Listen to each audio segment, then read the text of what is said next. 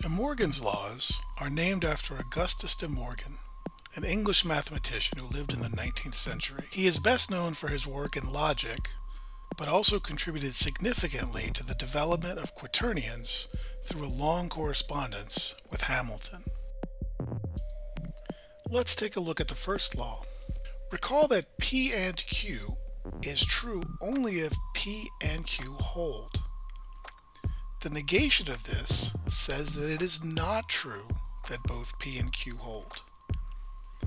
But if it is not true that both P and Q hold, then at least one of them must not hold, meaning that at least one of the terms not P or not Q on the right hand side must be true, and therefore when we take the OR of those, that is also true. This argument makes the rule seem at least plausible based on linguistic reasoning, but we'd like to see something a little more analytic, which we'll do now. We'll prove the first law using truth tables. As we can see, we have 4 rows, each corresponding to a possible pair of values for P and Q.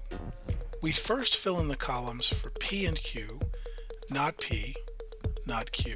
Knowing the values of P and Q, it is easy to negate these to obtain the 4th column. To compute the last column, note that it will give a false only if not P and not Q are both false.